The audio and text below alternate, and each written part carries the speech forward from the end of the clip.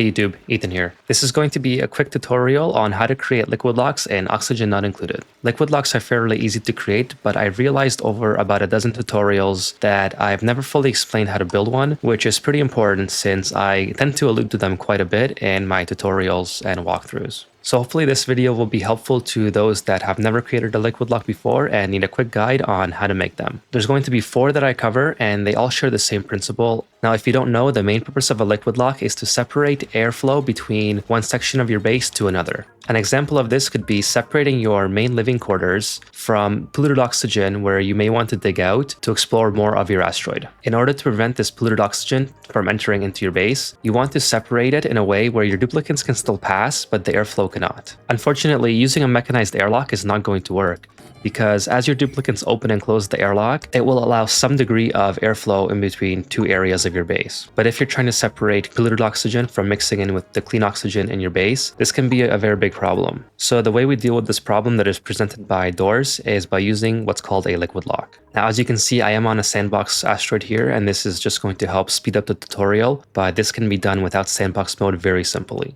The main thing that I have done is given myself 3 separate liquid options which I'm going to be using for the liquid locks: water, salt water, and brine. These are 3 of the most common liquids that are most likely going to be found by new players early on. Water is usually in an abundance when you first start your game and when you find a sustainable resource. Salt water can usually be found by digging around your asteroid. It is very common to find biomes that have a saltwater geyser. And brine is something that you can occasionally get from the printing pod. Of course, you can also use oil and petroleum, although they are slightly more advanced methods because you have to dig down very low in order to obtain oil and then convert it into petroleum. To make the simplest form of liquid lock, you only need one type of liquid, so water will suffice, but we're going to explore options to use all 3 in combination with one another. The only liquid that you absolutely do not want to use is polluted water. And this is because, as you can see, polluted water emits polluted oxygen. So the purpose of your liquid lock is defeated if the water is emitting a polluted oxygen and if the 2 areas that you're trying to separate become contaminated. So do not use polluted water for your liquid locks. To build the simplest form of a liquid lock, you're going to need a pitcher pump and a bottle emptier. I'm using insulated tile here because I want my liquid lock to eventually provide protection against heat transfer as well, which I'm going to talk about at the end of this video. But you can use the regular tile if heat considerations are not any of your concern. In this scenario, we're going to pretend that I want to continue digging out into this section of my asteroid, but I don't want the polluted oxygen to get into my base. So I'm going to build a liquid lock at the entrance to the area that I want to dig to. You don't necessarily need to have these 2 tiles on the ends here. I just like it because it looks visually appealing to me. But just to get the liquid lock to function, this is all you need to build. Set your pitcher pump to accept whatever liquid that you want to use for the liquid lock. In this case, we're going to use water. And I'm going to enable auto bottling. This will give errands to a duplicant to come and fill this pit with water. And I'm just going to increase the priority so this gets done quickly as possible. Now, I could wait for the duplicants to fill this little pit up with water, but I'm going to assist with the process and fill it up manually with the sandbox. And at that point, we can turn off the bottle emptier.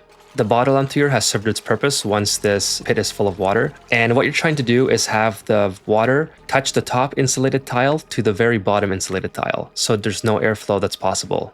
And we can simulate how the liquid lock will work by filling this room up with natural gas. This entire room is now completely full of natural gas, and you can see that the liquid lock is preventing the natural gas transfer into my main living quarters. Now, if my duplicants want to venture out into this area, they can safely dig and discover more of the asteroid without releasing these bad gases into my base. The second liquid lock is exactly the same design as the first one, except now my liquid lock is below my main running surface of the base. These both function exactly the same way, so it's really up to you to decide which one you want to build. Personally, I use both of them in my bases. This one works better when I don't have enough room underneath to build it out, but I do find this design to be more visually appealing than the one that's built on top of the running area. And duplicants don't have to climb the wall in order to get through, but the process is exactly the same. This time we'll fill it with salt water. And once again, we can either wait for this to finish, but I'm going to help speed up the process in sandbox mode. And once your pit is full, you can turn off the request for salt water and deconstruct your bottle emptier. Now you have effectively created 3 separate areas of your base: your main living quarters, this tiny little chamber, and the area that you want to dig to. Both of these liquid locks only use one type of liquid. And like I mentioned in the beginning, you can either use water, salt water, brine, oil, or petroleum. It really doesn't matter, as long as it's not polluted water. Now let's make a liquid lock with 2 different types of liquids.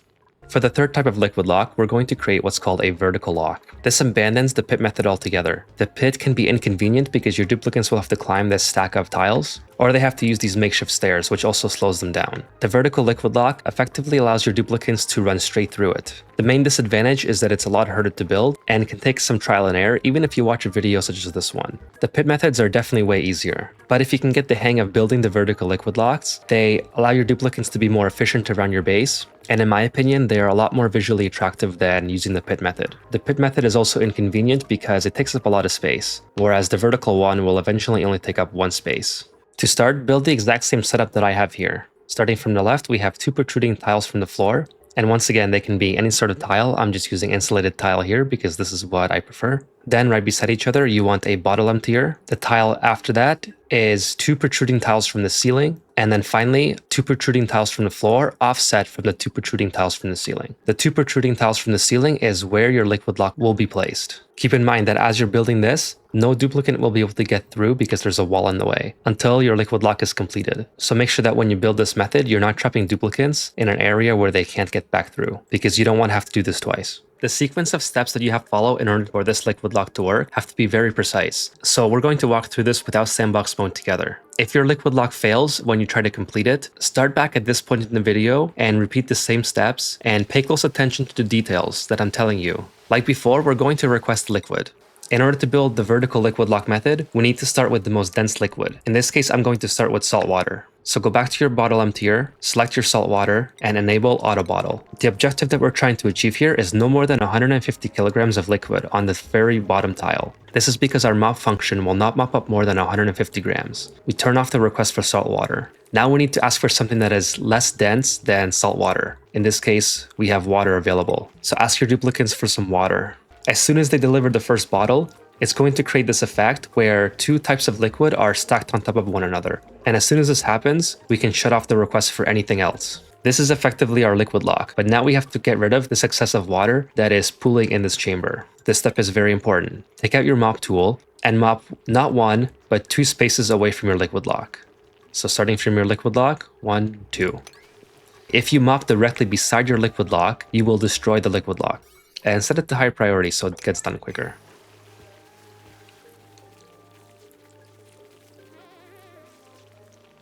So now with that, we've created a stack of water on top of some salt water. And this is what our liquid lock is going to look like. But now we have to finish it. As a word of warning, it is very easy to destroy this type of liquid lock. If water comes in contact with the salt water on the bottom, it may flood the lock and destroy it. So you want to be very careful not to destroy it by introducing other types of liquids to the left or to the right of the lock. Because there's not much water here, we can go ahead and destroy this pillar. And we can destroy the pillar that is holding up our liquid lock, starting from the very top tile.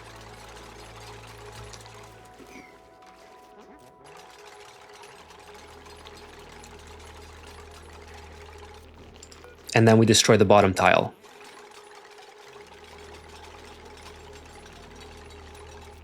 And now we have created a vertical liquid lock.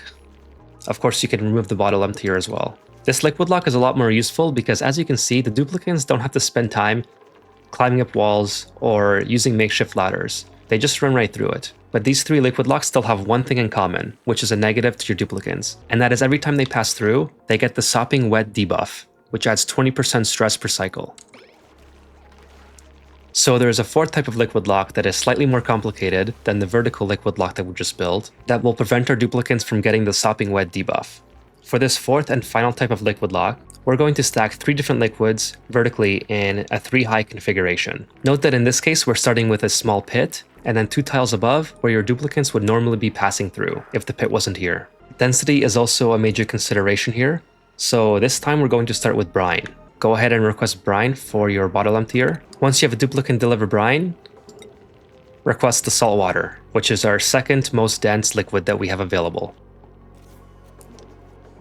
Once we get the salt water, go ahead and ask for some water. Once we get our water, turn off any more requests. You do not have to let the bottles fully empty in order to get this effect to happen. You can see that the brine has 140 kilograms, the salt water only has about 8 kilograms, and the water has about 16. So the only thing that you're worried about is the density of your liquids going in the correct order. The amount of water doesn't matter, so you do not need to have your bottle emptier finish emptying the bottle in order for this to work. Then, just like in the first vertical liquid lock, we're going to mop up the liquid that is 2 spaces away from our lock. The water here should be well under 150 kilograms, so mopping shouldn't be very difficult at all. And now we have a stack of 3 liquids high that is going to be our new liquid lock. And just as a side note, you can see how easily this first vertical liquid lock was destroyed as soon as a little bit of substance came in contact with it. So be very careful not to destroy it. We'll go ahead and continue mopping up this liquid. This is what makes the pit method very easy to deal with. You'll never have to worry about the liquid lock breaking and your base becoming contaminated. But I digress, let's finish the vertical liquid lock made up of 3 liquids. First, deconstruct the top tile of our wall that is holding the liquids in place, and then the second tile.